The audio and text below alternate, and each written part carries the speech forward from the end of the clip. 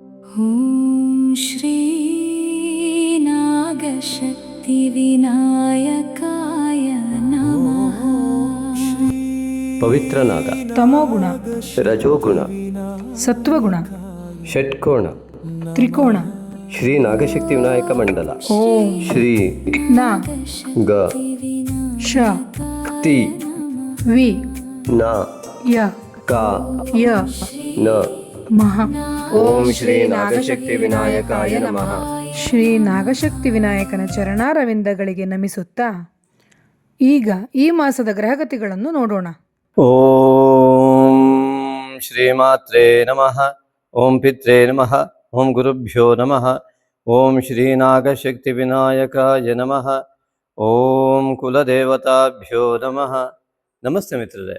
ನಿಮ್ಮ ಜ್ಞಾನದ ಪರಿಧಿಯನ್ನು ಸೂಚಿಸುವ, ಹಾಗೆಯೇ ನಿಮ್ಮ ಮೂಲ ಉದ್ದೇಶವನ್ನು ಬಿಂಬಿಸುವ, ನಿಮ್ಮ ಸಂಸ್ಕಾರದ ಕನ್ನಡಿಯಂತಿರುವ ನಿಮ್ಮೆಲ್ಲರ ಕಾಮೆಂಟ್ಗಳನ್ನು ನಾನು ನಿರೀಕ್ಷಿಸ್ತೇನೆ. ದಯವಿಟ್ಟು ಕಾಮೆಂಟ್ ಮಾಡಿ, ಅದೇ ರೀತಿಯಾಗಿ ಸಬ್ಸ್ಕ್ರೈಬ್ ಮಾಡಿ, ಶೇರ್ ಮಾಡೋ ಮೂಲಕ ಪ್ರೋತ್ಸಾಹಿಸಿ ಅನೇಕರ ಜೀವನಕ್ಕೆ ಬೆಳಕಾಗಿ. ಆತ್ಮೀಯರೇ, ಈ ಒಂದು ವಿಶೇಷವಾದ ವೈಶಿಷ್ಟ್ಯತೆ ಉಳ್ಳಂತಹ ಆಷಾಢ ಮಾಸಕ್ಕೆ ತಮಗೆಲ್ಲರಿಗೂ ಕೂಡ ಆತ್ಮೀಯ ಸ್ವಾಗತ. ವಿಶೇಷವಾದ ವೈಶಿಷ್ಟ್ಯತೆ ಆಷಾಢ ಮಾಸ. ಮೊದಲು ಪೌರ್ಣಿಮೆಯು 29/7/26 ಬುಧವಾರದಂದು ಸಂಘಟಿಸುವ ಉತ್ತರಾಷಾಢ ನಕ್ಷತ್ರದಲ್ಲಿ ಸಂಘಟಿಸುವ ಪೂರ್ಣಿಮೆ. ಅದು ಬುಧವಾರದಂದು ಘಟಿಸ್ತಾ ಇದೆ. ಅದು ಉತ್ತರಾಷಾಢ ನಕ್ಷತ್ರದಲ್ಲಿ ಆಗುವುದರಿಂದ ಇದು ಆಷಾಢ ಮಾಸವಾಗಿ ಪರಿಣಮಿಸಿದೆ. ಮಕರ ರಾಶಿಯಲ್ಲಿ ಪೌರ್ಣಿಮೆಯ ಒಂದು ಚಂದ್ರನ ನೇರವಾದಂತಹ ಇನ್ನೊಂದು ಸ್ಥಳದಲ್ಲಿ, ಅರ್ಥಾತ್ ಸಪ್ತಮದಲ್ಲಿ, ಈ ಕರ್ಕಾಟಕ ರಾಶಿಯಿಂದ ಸಪ್ತಮದಲ್ಲಿ ಪೌರ್ಣಿಮೆ. ಇದು ಮೊದಲನೆಯ ವೈಶಿಷ್ಟ್ಯತೆ. ಎರಡನೆಯದಾಗಿ ಆಷಾಢ ಮಾಸ ಪ್ರಾರಂಭವಾಗ್ತಾ ಇರುವುದು 15/7, ಅವತ್ತು ಕೂಡ ಈ ಒಂದು ಬುಧವಾರವೇ ಇರುವಂಥದ್ದು. ಅಷ್ಟೇ ಅಲ್ಲ, ಬುಧಗ್ರಹ ತನ್ನ ಸ್ವಂತ ಮನೆಯಾದಂತಹ ಮಿಥುನ ರಾಶಿಯಿಂದ ಕರ್ಕಾಟಕ ರಾಶಿಗೆ ಪ್ರವೇಶ ಮಾಡ್ತಾ ಇರುವಂಥದ್ದು ಬುಧವಾರದಂದೇ. ಅಷ್ಟೇ ಅಲ್ಲ, 12/8/26 ಅಮಾವಾಸ್ಯೆ ಕೂಡ ಘಟಿಸ್ತಾ ಇರೋದು ಬುಧವಾರದಂದೇ. ಹಾಗೆಯೇ 12/8/26 ಈ ಆಷಾಢ ಮಾಸದ ಕೊನೆ ಕೂಡ. ಆಷಾಢ ಮಾಸದ ಪ್ರಾರಂಭ ಹಾಗೂ ಪೌರ್ಣಿಮೆ ಮಧ್ಯಭಾಗ ಹಾಗೂ ಕೊನೆಯ ಭಾಗ, ಇದು ಮೂರೂ ಕೂಡ ಬುಧವಾರದಂದು ಘಟಿಸ್ತಾ ಇದೆ. ಇನ್ನು ವಿಶೇಷವಾಗಿ ಯಾವಾಗ ಈ ಬುಧವಾರದಂದು ಆಷಾಢ ಮಾಸ ಪ್ರಾರಂಭವಾಗುತ್ತೋ ಅದೊಂದು ಮಹಾಯೋಗವನ್ನು ಸೃಷ್ಟಿಸಿಕೊಂಡು ಆಷಾಢ ಮಾಸ ಪ್ರಾರಂಭ ಆಗ್ತಾ ಇದೆ. ಈ ಮಹಾಯೋಗ 12 ವರ್ಷಕ್ಕೊಮ್ಮೆಯೂ ಕೂಡ ಲಭ್ಯವಾಗುತ್ತೋ ಇಲ್ಲವೋ ಎನ್ನುವ ಅನುಮಾನ ಇದೆ. ಅತ್ಯಂತ ಮುಖ್ಯವಾಗಿ 12 ವರ್ಷಕ್ಕೊಮ್ಮೆ ಗುರು ಇಲ್ಲಿ ಬರುವಂಥದ್ದು. ಈ 12 ವರ್ಷದಲ್ಲಿ ಪುಷ್ಯ ನಕ್ಷತ್ರದಲ್ಲಿ ಗುರು ವಿರಾಜಮಾನ ಒಮ್ಮೆ ಆಗ್ತಾನೆ, 12 ವರ್ಷಕ್ಕೊಮ್ಮೆ. ಅದೇ ಸಂದರ್ಭದಲ್ಲಿ ಈ ಆಷಾಢ ಮಾಸದಲ್ಲಿ ಪೌರ್ಣಿಮೆ ಇಲ್ಲಿ ಘಟಿಸಿದಾಗ ಪುಷ್ಯ ನಕ್ಷತ್ರದಲ್ಲಿ ಅಮಾವಾಸ್ಯೆ ಘಟಿಸಿದರೆ, ಗುರುವು ಆ ಸಂದರ್ಭದಲ್ಲಿ ಪುಷ್ಯ ನಕ್ಷತ್ರದಲ್ಲಿ ಇದ್ದರೆ ಮಾತ್ರ 12 ವರ್ಷಕ್ಕೊಮ್ಮೆ ಘಟಿಸುತ್ತದೆ. ಆದರೆ ಈ ಒಂದು ಪರಾಭವ ಸಂವತ್ಸರದ ಆಷಾಢ ಮಾಸ ಎನ್ನುವಂಥದ್ದು, ಈ ಗುರುವು ಯಾವಾಗ ಇಲ್ಲಿ ವಿರಾಜಮಾನನಾಗಿದ್ದಾನೆ, ಆ 15ನೇ ತಾರೀಕು ಆಷಾಢ ಮಾಸ ಪ್ರಾರಂಭವಾಗುವ ದಿನದಂದೇ ಬುಧವಾರ ಆದರೂ ಕೂಡ, ಮರುದಿವಸ ಗುರುವಾರ ಆದರೆ ಇದು ಒಂದು ರೀತಿಯ ಗುರುಪುಷ್ಯ ಯೋಗ. ಗುರುವಾರದಂದು ಪುಷ್ಯ ನಕ್ಷತ್ರ ಬರುವಂಥದ್ದು ಒಂದು ಗುರುಪುಷ್ಯ ಯೋಗ ಆದರೆ ಅತ್ಯಂತ ಕಡಿಮೆ, ಅದಾದರೆ 5-6 ತಿಂಗಳಿಗೂ ಒಮ್ಮೆ ಬರುವಂಥದ್ದಾಗಿರುತ್ತೆ. ಇದು ಹಾಗಲ್ಲ, ಇದು ಪ್ರತಿ ಗುರುವಾರ ಬಂದಂತಹ ಪುಷ್ಯ ನಕ್ಷತ್ರದ ಗುರುಪುಷ್ಯ ಯೋಗಕ್ಕಿಂತಲೂ ಅತ್ಯಂತ ಅತ್ಯಂತ ಅತ್ಯಂತ ಪ್ರಬಲವಾದಂತಹ ಗುರುಪುಷ್ಯ ಯೋಗ ಎಂಬುದಾಗಿ ನಾವು ಪರಿಗಣಿಸ್ತಾ ಇದ್ದೇವೆ. ಯಾಕೆಂದರೆ ಗುರು ಮತ್ತು ಚಂದ್ರ ಎರಡೂ ಗ್ರಹಗಳು ಪುಷ್ಯ ನಕ್ಷತ್ರ 2ನೇ ಚರಣದಲ್ಲಿಯೇ ವಿರಾಜಮಾನನಾಗ್ತಾರೆ. ಇದು ಅತ್ಯಂತ ವೈಶಿಷ್ಟ್ಯತೆ. ಒಂದೇ ನಕ್ಷತ್ರ ಒಂದೇ ರೇಖೆಯಲ್ಲಿ ಗುರು ಉಚ್ಚ ಸ್ಥಾನದಲ್ಲಿರುವಾಗ ಆಷಾಢ ಮಾಸ ಪ್ರಾರಂಭ ಆಗುತ್ತೆ. ಹಾಗಾಗಿ ಸಂಪೂರ್ಣ ಆಷಾಢ ಮಾಸವನ್ನು ಪ್ರಬಲ ಗಜಕೇಸರಿ ಯೋಗದೊಂದಿಗೆ ಕಳೆಯುವ ಮಹಾಯೋಗ ಪ್ರತಿ ರಾಶಿಯವರಿಗೂ ಲಭ್ಯವಿದೆ. ಹಾಗಿದ್ದರೆ ಎಲ್ಲರಿಗೂ ಯಾವಾಗ ಲಭ್ಯವಾಗ್ತದೆ ಅಂತ ನಿಮ್ಮ ನಿಮ್ಮ ರಾಶಿಯ ಫಲವನ್ನು ನೋಡಿ ಅದನ್ನು ಅರ್ಥೈಸಿಕೊಂಡು ಅದನ್ನು ಅನುಸರಿಸಿದಾಗ ಖಂಡಿತವಾಗಿ ನಿಮಗೆ ಇದೊಂದು ಮಹಾಯೋಗ ಸೃಷ್ಟಿಯಾಗ್ತಾ ಇರುವುದರಲ್ಲಿ ಯಾವ ಸಂದೇಹ ಇಲ್ಲ. ಹಾಗಾಗಿ ಈ ಆಷಾಢ ಮಾಸ ಅನೇಕ ವರ್ಜ್ಯ ಮಾಸಗಳಾಗಿ ಕೆಲವರು ಆಚರಣೆ ಮಾಡಿದರೂ ಕೂಡ ಅನೇಕ ವಿಚಾರಗಳಿಗೆ ಇದು ಅತ್ಯಂತ ಮಹಾಯೋಗವನ್ನು ಕೊಡುವ ಗುರುಪುಷ್ಯ ಯೋಗದೊಂದಿಗೆ ಪ್ರಾರಂಭವಾಗುವ ಮಹಾಯೋಗವನ್ನು ನೀಡ್ತಾ ಇದೆ. ಇಂತಹ ಒಂದು ಆಷಾಢ ಮಾಸ ಆ ವಿಶೇಷ ಗುರು ಪೂರ್ಣಿಮೆಗೆ ಸಾಕ್ಷಿ ಆಗ್ತಾ ಇದೆ. ಹಾಗಾಗಿ ಗುರು ಪೂರ್ಣಿಮೆಯ ಶುಭಾಶಯಗಳೊಂದಿಗೆ ಮಿತ್ರರೇ ಈ ರಾಶಿ ಫಲವನ್ನು ಪ್ರಾರಂಭ ಮಾಡೋಣ. ಮಿತ್ರರೇ, ಈ ವಿಡಿಯೋವನ್ನು ಅನೇಕರಿಗೆ ಶೇರ್ ಮಾಡುವ ಮೂಲಕ ಅನೇಕರಿಗೆ ಉತ್ತಮವಾದ ಫಲ ಸಿಗುವಂತೆ ಮಾಡಿ ಮತ್ತು ನೀವು ಸಹನೆಯಿಂದ ಈ ವಿಡಿಯೋವನ್ನು ನೋಡಬೇಕಾದ ಅಗತ್ಯ ಇದೆ. ಕಾರಣ ಏನಂದರೆ ತುಂಬ ವಿಷಯಗಳು ಈ ಒಂದು ಆಷಾಢ ಮಾಸದಲ್ಲಿದೆ. ಅದೆಲ್ಲವನ್ನು ಕೂಡ ಸವಿವರವಾಗಿ ಅತ್ಯಂತ ಸ್ಪೀಡಾಗಿ ಹೇಳುವಂಥ ಯೋಚನೆ ಇದೆ. ಸ್ಪೀಡ್ ಆಯಿತು ಅಂದರೆ ವಿಡಿಯೋನ ಸ್ಲೋ ಮಾಡ್ಕೊಳ್ಳಿ ಅಷ್ಟೇ. ಆದ್ದರಿಂದಾಗಿ ನಿಮ್ಮ ಒಂದು ಅತ್ಯಂತ ಜೀವನದ ಮಹಾಯೋಗವನ್ನು ಪಡೆಯೋದಕ್ಕೆ ಏನೆಲ್ಲ ಪ್ರತಿಬಂಧಕಗಳಿದೆ, ಅನೇಕ ಜನ್ಮದ ಸಾಫಲ್ಯತೆಗೆ ಯೋಗ್ಯವಾಗತಕ್ಕಂತಹ ಮಹಾಯೋಗವನ್ನು ಈ ಒಂದು ಆಷಾಢ ಮಾಸ ನಿಮಗೆ ನೀಡ್ತಾ ಇದೆ. ಇದರ ಫಲವನ್ನು ಪಡೆಯುವುದು ಹೇಗೆ ಮತ್ತು ಇದಕ್ಕೆ ಆ ಫಲವನ್ನು ಪಡೆಯಬೇಕಾದ ಅರ್ಹತೆ ಏನು ಮತ್ತು ಅದಕ್ಕೆ ಪ್ರತಿಬಂಧಕವಾದ ದೋಷಗಳೇನು, ಅದನ್ನು ಹೇಗೆ ನಿವಾರಣೆ ಮಾಡಿಕೊಳ್ಬೇಕು ಎಂಬುದಾಗಿ ಈ ವಿಡಿಯೋವನ್ನು ಅತ್ಯಂತ ಸಹನೆಯಿಂದ ನೋಡಿದರೆ ಮಾತ್ರ ಅರ್ಥೈಸಿಕೊಳ್ಳಲಿಕ್ಕೆ ಸಾಧ್ಯ ಉಂಟು. ದಯವಿಟ್ಟು ನಮ್ಮ ಈ ಒಂದು ಮಾರ್ಗದರ್ಶನದ ನಂತರ ನಿಮ್ಮ ಯೋಚನೆ, ನಿಮ್ಮ ಜ್ಞಾನ, ನಿಮ್ಮ ಜ್ಞಾನದ ಪರಿಧಿ, ನಿಮ್ಮ ಸಂಸ್ಕಾರ, ಈ ಹಿನ್ನೆಲೆಯಲ್ಲಿ ಆ ನೆಲೆಗಟ್ಟಿನ ಮೇಲೆ ನೀವು ಚಿಂತನೆಯನ್ನು ಮಾಡಿ ವಿಮರ್ಶೆ ಮಾಡಿ ವಿಮರ್ಶಾತ್ಮಕವಾಗಿ ನಾವು ಹೇಳಿರುವ ಅಂಶಗಳನ್ನು ಅಳವಡಿಸಿಕೊಂಡಾಗ, ಹೇಗೆ ವೈದ್ಯರು ಮಾತ್ರೆ ಕೊಟ್ಟಾಗ ನಾವು ತೆಗೆದುಕೊಂಡಾಗ ಮಾತ್ರ ಜ್ವರ ಕಡಿಮೆ ಆಗ್ತದೆಯೋ ಹಾಗೆ ನಾವು ಹೇಳಿದ ವಿಚಾರವನ್ನು ನೀವು ಅಳವಡಿಸಿಕೊಂಡಾಗ ಮಾತ್ರ ಇದು ಸಾಧ್ಯ. ಅದರಿಂದಾಗಿ ಇಲ್ಲಿ ಈ ವಿಡಿಯೋವನ್ನು ನೋಡುವವರಿಗೆ 2 ವಿಚಾರಗಳು ಅತಿ ಮುಖ್ಯ ಆಗುತ್ತೆ. ಸ್ಥೂಲ ಮತ್ತು ಸೂಕ್ಷ್ಮ ಶರೀರದ ಬಗ್ಗೆ, ಅದರ ಬಗ್ಗೆ ವಿವರಣೆಯನ್ನು ಕೊಟ್ಟು ಹೋದಾಗ ಮಾತ್ರ ನಿಮಗೆ ಈ ವಿಡಿಯೋವನ್ನು ಅರ್ಥೈಸಿಕೊಳ್ಳಿಕ್ಕೆ ಸಾಧ್ಯ ಇರೋದ್ರಿಂದ ಅದರ ಬಗ್ಗೆ ವಿವರಣೆಯನ್ನು ಕೊಟ್ಟು ಮುಂದುವರಿಸ್ತೇನೆ. ವಿಷಯ ಅತ್ಯಂತ ಸುಲಭವಾಗಿದ್ದರೂ ಕೂಡ ನಾವು ಅರ್ಥೈಸಿಕೊಳ್ಳುವಲ್ಲಿ ವಿಫಲವಾಗುವ ಸಾಧ್ಯತೆಗಳಿರುವುದರಿಂದಾಗಿ ಇದನ್ನು ಅತ್ಯಂತ ಸೂಕ್ಷ್ಮವಾಗಿ ಗಮನಿಸ್ತಾ ಹೋಗಿ. ದಯವಿಟ್ಟು ಈ ಒಂದು ಅರ್ಹತೆ ಬಗ್ಗೆ 2 ಮಾತುಗಳನ್ನು ಹೇಳಿಬಿಟ್ಟು ಮುಂದೆ ಹೋಗ್ತೇನೆ. ನೋಡಿ, ಅರ್ಹತೆ ಎನ್ನುವುದು ಯಾವಾಗ ಬರ್ತದೆ? ಉದಾಹರಣೆಗೆ ನನಗೆ ದೇಹಕ್ಕೆ ಅರ್ಹತೆ ಇದೆ ಆಹಾರವನ್ನು ತೆಗೆದುಕೊಳ್ಳುವಷ್ಟು. ರೋಗ ಬಂದಿದೆ, ಆಗ ಎದುರುಗಡೆ ನಮಗೆ ಇಷ್ಟವಾದ ಆಹಾರವಿದ್ದರೂ ತೆಗೆದುಕೊಳ್ಳಿಕ್ಕಾಗದ ಒಂದು ಸ್ಥಿತಿಗತಿಗಳಲ್ಲಿ ನಾವಿರ್ತೇವೆ. ಹಾಗಾಗಿ ಯೋಗಕ್ಕೂ ಕೂಡ ರೋಗ ಬರ್ತದೆ. ಆ ರೋಗ ಬಂದಾಗ ಸ್ವಾಭಾವಿಕವಾಗಿ ಕೋಪ, ಸಿಟ್ಟು, ಅಳು, ಬೇಸರ ಇತ್ಯಾದಿಗಳು ರೋಗಗಳು ಬಂದಾಗ ಸ್ವಾಭಾವಿಕವಾಗಿ ಆ ದೋಷಗಳು ಎದುರುಗಡೆ ಇರುವಂತೆ ಯಾವ ಯೋಗವನ್ನು ಕೂಡ ಸ್ವೀಕರಿಸಲಿಕ್ಕೆ ಅವಕಾಶ ಮಾಡಿಕೊಡೋದಿಲ್ಲ. ಅದೇ ರೀತಿಯಾಗಿ ನಾಲಿಗೆ ರುಚಿ ಇದೆ ಎಂಬುದಾಗಿ ಎದುರುಗಡೆ ಇದನ್ನು ತಿನ್ನಕ್ಕೆ ಹೋಗೋಣ ಅಂದರೆ ಅದರಿಂದ ಆರೋಗ್ಯ ಕೆಡ್ತಾ ಇದೆ ಅಂತ ತಿನ್ನೋದಕ್ಕಾಗೋದಿಲ್ಲ. ಡಾಕ್ಟರ್ ಪಥ್ಯವನ್ನು ಹೇಳ್ತಾರೆ, ತಿನ್ನಬೇಡಿ ಅದನ್ನು ಅಂತ. ಹಾಗಾಗಿ ಇಂತಹ ಒಂದು ರೀತಿಯಲ್ಲಿ ಅನರ್ಹತ್ವ ಎನ್ನುವುದು ಆಗಾಗ ಉಂಟಾಗ್ತಾ ಇರುತ್ತೆ ಮನುಷ್ಯನಿಗೆ. ಆದ್ದರಿಂದಾಗಿ ಇಲ್ಲಿ ಇಷ್ಟೊಂದು ಮಹಾಯೋಗ, ಈ ಒಂದು ಗುರು ಮತ್ತು ಗುರುಚಂದ್ರ ಯೋಗ ಇತ್ಯಾದಿಗಳಿಂದಾಗಿ ಕರ್ಕಾಟಕದಲ್ಲಿ ಉಚ್ಚ ಗುರು ಇದ್ದು ಇತ್ಯಾದಿಗಳೆಲ್ಲ ಇದ್ದರೂ ಕೂಡ ಅನೇಕ ವರ್ಷಗಳಿಗೂ ಅನೇಕ ಜನ್ಮಗಳಿಗೊಮ್ಮೆ ಬರುವಂತಹ ಈ ಒಂದು ಮಹಾಫಲವನ್ನು ಪಡೆಯಲಿಕ್ಕೆ ಯಾಕೆ ನಮಗೆ ತೊಂದರೆ ಆಗ್ತಾ ಇದೆ ಅಥವಾ ನಮಗೆ ಭಾಸ ಕೂಡ ಆಗ್ತಾ ಇಲ್ಲ ಇಷ್ಟೊಂದು ಒಳ್ಳೆಯ ಯೋಗ ಇದೆ ಅಂತೇಳಿ? ಯಾಕೆಂದರೆ ಈಗಾಗಲೇ ನಾವು ರಾಹುವಿನ ಹಿಡಿತಕ್ಕೊಳಗಾಗಿ, ಕುಂಭರಾಶಿಯವರು ರಾಹುವಿನ ಸಂಪೂರ್ಣ ಹಿಡಿತಕ್ಕೊಳಗಾಗಿ ಅತಿಯಾದ ಆಸೆಯಿಂದಲೋ ಅಥವಾ ಹಣಕಾಸಿನ ವ್ಯವಹಾರದಲ್ಲೋ, ನಿತ್ಯ ಗೊಂದಲದಲ್ಲೋ, ದೈಹಿಕ ಅನಾರೋಗ್ಯದಲ್ಲೋ, ದೇಹ ಗಟ್ಟಿದ್ರೂ ಆ ಸೂಕ್ಷ್ಮ ಶರೀರದ ಒಂದು ಪ್ರಾಬಲ್ಯತೆ ಇಲ್ಲದೇನೋ ಮಾನಸಿಕವಾಗಿ ತೊಳಲಾಡ್ತಾ ಇರುವವರ ಸಂಖ್ಯೆ ಜಾಸ್ತಿ ಇರಬಹುದು. ಆದ್ದರಿಂದಾಗಿ ಈ ಒಂದು ವಿಚಾರವನ್ನು ಅರ್ಥೈಸಿಕೊಂಡು ಮುಂದೆ ಹೋಗೋಣ. ನೋಡಿ, ಮಾತಾ ಪೂರ್ವ ರೂಪಂ ಪಿತೋತ್ತರ ರೂಪಂ ಎನ್ನುವಂತಹ ಈ ಒಂದು ಉಪನಿಷದ್ ವಾಕ್ಯವನ್ನು ನೆನಪಿಸ್ತಾ ಈ ಒಂದು ಸೂಕ್ಷ್ಮ ಶರೀರದ ಬಗ್ಗೆ ನಾನು ವಿಚಾರವನ್ನು ಕೊಟ್ಟು ನಂತರದಲ್ಲಿ ಈ ಒಂದು ಫಲವನ್ನು ಹೇಳ್ತೇನೆ. ಭೂಮಿಯಲ್ಲಿ ಹುಟ್ಟುವಾಗ ಒಂದು ಮಗುವು ತಾಯಿಯ ಗರ್ಭದಿಂದ ತಾಯಿಯನ್ನು ಮತ್ತು ಭೂತಾಯಿಯನ್ನು ಸ್ಪರ್ಶ ಮಾಡಿ ಆ ಒಂದು ವಿಶಿಷ್ಟವಾದ ಮಾಯಾಜಾಲಕ್ಕೆ ಬೀಳುತ್ತೆ. ಅಲ್ಲಿನಿಂದಲೇ ಕೇತು ಮತ್ತು ರಾಹುವಿನ ಮಾಯೆ ಪ್ರಾರಂಭ ಆಗುತ್ತೆ. ಹಾಗಾಗಿ ತಾಯಿಯ ಗರ್ಭದಲ್ಲಿ ಇರುವಾಗಲೇ ತಾಯಿಯ ಮನೋಮಯ ಕೋಶದಿಂದ, ಆ ಒಂದು ಮನೋಮಯ ಕೋಶ ತಾಯಿಯ ಚಿಂತನೆಯಿಂದ ಆ ಮಗುವಿನ ಒಂದು ಹೃದಯ ಭಾಗದಲ್ಲೋ ತಲೆಯ ಭಾಗದಲ್ಲೋ ಒಂದು ಚಿಂತನಾ ಶೈಲಿ, ಆ ಮನೋಮಯ ಕೋಶ ಜಾಗೃತವಾಗತ್ತೆ. ಆ ಒಂದು ಮನೋಮಯ ಕೋಶ ಒಂದು ರೂಪನ ಪಡೆದು ಜಗತ್ತಿನ ಬಂದ ಮೇಲೆ ಆ ತಾಯಿಯಿಂದ ಬಂದ ಸಂಸ್ಕಾರವನ್ನು ನಿರಂತರವಾಗಿ ಪ್ರವಹಿಸಿಕೊಂಡು ಬರ್ತಾ ಹೋಗುತ್ತೆ. ಹಾಗಾಗಿ ಚಂದ್ರ ಮನಃಕಾರಕ ಎಂಬುದಾಗಿ ಹೇಳ್ತಾರೆ. ಹಾಗಾಗಿ ಮನಸ್ಸು ಅತ್ಯಂತ ಶುದ್ಧವಾಗಿ, ನಿಷ್ಕಲ್ಮಶವಾಗಿ, ನಿರಹಂಕಾರಯುಕ್ತವಾಗಿದ್ದಾಗ ದೈಹಿಕ ಆರೋಗ್ಯ ಸಾಧ್ಯ. ಸಂತೋಷಯುಕ್ತವಾದ ಮನಸ್ಸು ದೈಹಿಕ ಆರೋಗ್ಯವನ್ನು ಕೊಡುತ್ತೆ. ಬೇಸರಯುಕ್ತವಾದಂಥ ಮನಸ್ಸು, ಕೋಪಯುಕ್ತವಾದ ಮನಸ್ಸು ದೇಹದ ದೌರ್ಬಲ್ಯತೆಯನ್ನು ಉಂಟು ಮಾಡುತ್ತೆ. ಆದ್ದರಿಂದಾಗಿ ಈ ಒಂದು ಮನಸ್ಸು ಎನ್ನುವಂಥದ್ದು ಆಂತರಿಕವಾದಂತಹ ವಸ್ತುವಾಗಿ ಅದನ್ನು ತೋರಿಸಲಿಕ್ಕೆ ಬರೋದಿಲ್ಲ. ಇದೇ ಸೂಕ್ಷ್ಮ ಶರೀರದ ಒಂದು ಭಾಗ. ಮನೋಬುದ್ಧಿಹಂಕಾರ ಚಿತ್ತ ಎನ್ನುವಂತಹ ಒಂದು ವ್ಯವಸ್ಥೆ. ನೋಡಿ, ಭೂಮಿಗೆ ಹತ್ತಿರವಾಗಿರುವ ಗ್ರಹ ಚಂದ್ರ, ಅದಕ್ಕಿಂತ ದೂರದಲ್ಲಿರುವನು ರವಿ. ಹಾಗಾಗಿ ತಾಯಿ ಮೊದಲು ಸಿಗುವಂಥದ್ದು, ಆಮೇಲೆ ತಂದೆ. ಹಾಗಾಗಿ ಚಂದ್ರ ಮನಃಕಾರಕ. ಹಾಗಾಗಿ ಮನಸ್ಸು ಮೊದಲು, ನಂತರ ಆರೋಗ್ಯ. ಮನಸ್ಸು ಚೆನ್ನಾಗಿದ್ದಾಗ ಆರೋಗ್ಯ ಚೆನ್ನಾಗಿರುತ್ತೆ. ಆದ್ದರಿಂದಾಗಿ ತಾಯಿಗೆ ಮೊದಲು ನಮಸ್ಕಾರ, ಆಮೇಲೆ ತಂದೆಗೆ ನಮಸ್ಕಾರ. ಹಾಗಿದ್ದಾಗ ಮಾತ್ರ ಯೋಗದ ಫಲಗಳು ನಮಗೆ ಲಭ್ಯ ಆಗುತ್ತೆ. ಪೂರ್ವಜರ ಆಶೀರ್ವಾದ ಬಲ, ಕುಲದೇವತಾ ಆರಾಧನೆಯ ಫಲ ಸಿಗತ್ತೆ ಕಾಲ್ಮುಟ್ಟಿ ನಮಸ್ಕರಿಸಿದಾಗ ಮಾತ್ರ. ಅದೇ ರೀತಿಯಾಗಿ ಈ ಒಂದು ಮನಸ್ಸು ಮತ್ತು ಬುದ್ಧಿ, ಈ ಬುದ್ಧಿ ಏನಿದೆ ನಿರ್ಣಯವನ್ನು ತೆಗೆದುಕೊಳ್ಳುತ್ತೆ. ಇದು ಕೂಡ ತೋರಿಸ್ಲಿಕ್ಕೆ ಬರುವುದಿಲ್ಲ, ಇದು ಸೂಕ್ಷ್ಮ ಶರೀರ.